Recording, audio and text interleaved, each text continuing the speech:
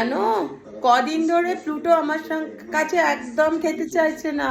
তো আজকে কি করেছি, আগে আপুকে বসিয়েছি, গপুকে বসিয়েছি, বলেছি ওদেরকে সব খাবার দিয়ে দেবো। এই যে এখানে ওর আম আছে, খাবার আছে, চিকেন আছে, সবজি আছে। ওইদিকে দেখো ঘন্টা কানেক সঙ্গে সুমন হচ্ছে। এরপর আমার ছানা রেডি, খাবে তো? হ্যাঁ, ভাতটা মাখি আগে বাবা, চট চট চট চট করে। হ্যাঁ, এই দেখো কুমড়ো দিলাম, গাজর দিচ্ছি। সব কুমড়োগুলো আগে দি।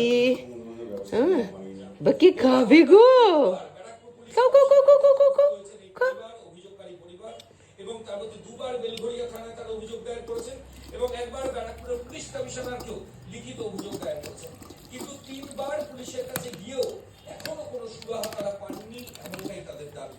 কেন জায়েন্ট গ্যাংয়ের দাপট এখনো থামানো যাচ্ছে না, সেই প্রশ্নই কিন্তু হচ্ছে। কোনো তোলামুলি নেতার জেলে থাকুক বা জেলের বাইরে থাকুক, তাতে এলাকা ভয়ের বাতাবরণ প্রভাবমুক্ত হয় না। কারণ এই বাস্তুতন্ত্রটি হচ্ছে পুলিশের একাংশ তোলামুলি দুষ্কৃতি এবং জেলে থাকলেও মুখটা ঘুরিয়ে দেয় কে?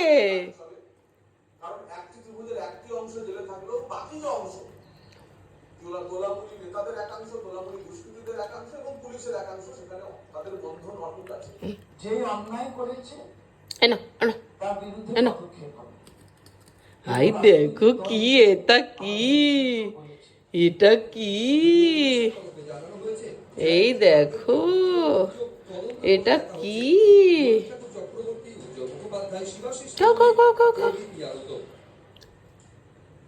দেখুন, ছাত্রছাত্রীদের কাছে প্রশ্নটা কমন হলে খুব সুবিধে হয়, সবাই তারা মুখিয়ে থাকে পরীক্ষার খাতায় কমন প্রশ্ন। আর এক্ষেত্রে অর্থাৎ আরিয়াদাহ বলুন, বাবিয়াকি বলুন বা সিভিক ভলেন্টিয়ারিং ক্ষেত্রে বলুন, প্রশ্নটা একই, কমন, কিন্তু না উত্তরটা কমন না। কারণ উত্তরটা তো পাওয়াই যায় না, এদের হাত দেওয়া যায় না, এদেরকে ছোঁয়া যায় না। আমরা শুধু বলছি এমনটা নয়, স্থানীয় বাসিন্দারা এই জয়ন্তর ক্ষেত্রে, যে জয়ন্তর সাধারণ কিছুতেই খাচ্ছে না, আমি কিন্তু আজকে কিছুতেই ওকে খাওয়াবো না। আজ আমি ওকে খাইয়ে দেবো না, ওকে নিজেকেই খেতে হবে। আর যদি না খায় আমি ছেড়ে রাখবো, পরিষ্কার বলে দিলাম।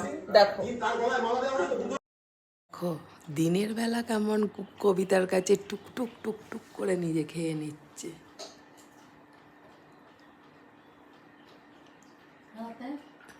আমার কাছে একদম নিজে খেতে চাইছে না। কালকেও অ্যাট লাস্ট আমাকে খাইয়েই দিতে হলো। খুব দুষ্টু হয়েছে,